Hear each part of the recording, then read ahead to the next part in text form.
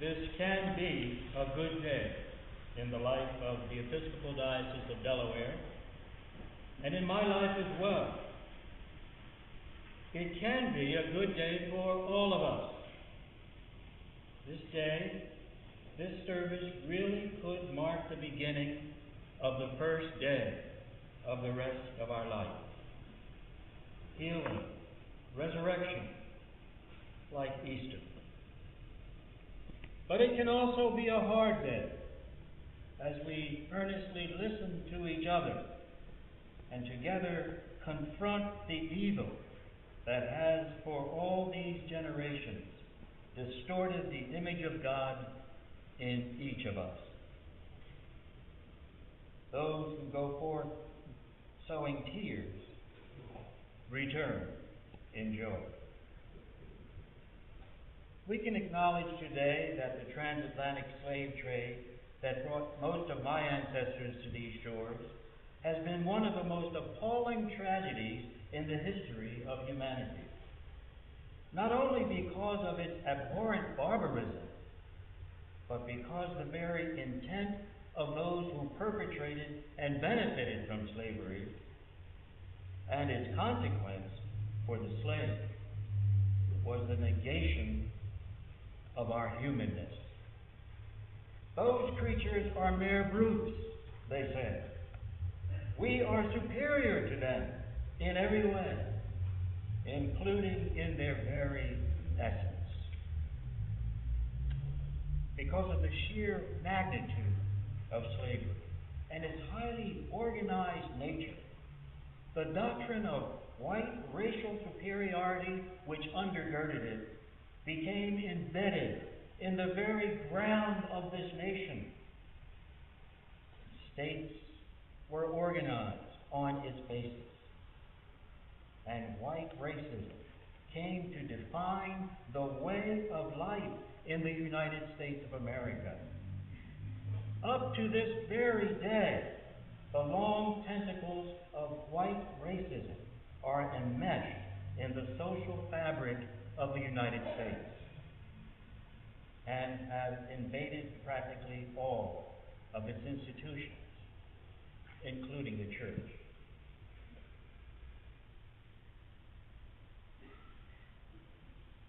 This is the real horror of slavery, this doctrine of white racial supremacy. We the people, the preamble of the Constitution, we. It certainly did not apply to my ancestors. They were the property of men whose right to import, buy, sell, exploit their labor, rape, murder, and treat their bondage as permanent and inheritable was protected by the Constitution.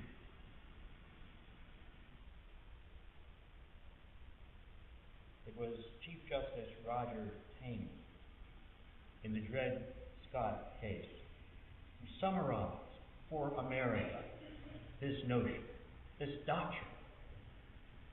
He said, the slave had for more than a century before been regarded as being of an inferior order and altogether unfit to associate with the white race, either in social or political relations, and so far inferior that they had no rights which the white man was bound to respect.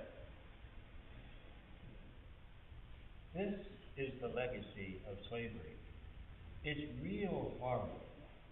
This is the legacy that I inherited growing up right here in Wilmington, Delaware. I lived in a society where the notion that white was superior to black and that black was inferior to white defined our way of life. The horror of racism, the horror of this legacy, is that everybody came to believe and act on, for the most part, this doctrine. We're all affected by it. I grew up on the east side of Wilmington, there was one white boy in our neighborhood, Stanley. Stanley, even as kids, understood himself to be better than the rest of us. And in some ways, I think we thought he was too. We played together. We, of course, never saw him off our block anywhere. About once a week, one of us would say, "Let's go get Stanley and beat him up." And we did. And I used to wonder, why do we always end up beating up Stanley?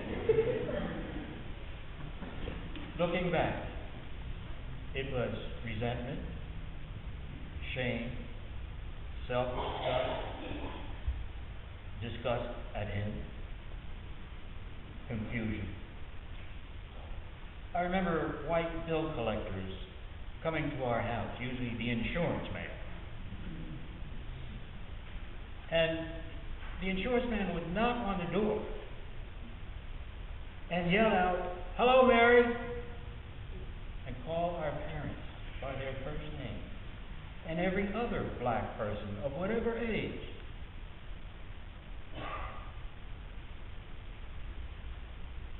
I remember that we kids used to run when these people came to the door, out of fear.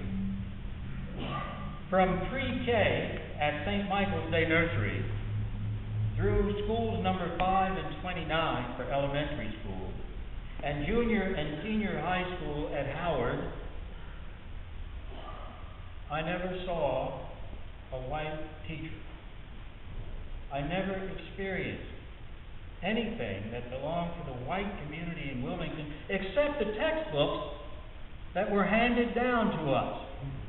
Imagine opening a textbook and reading in the bookplate names year after year after year after students from Wilmington High School or Episcopal High School.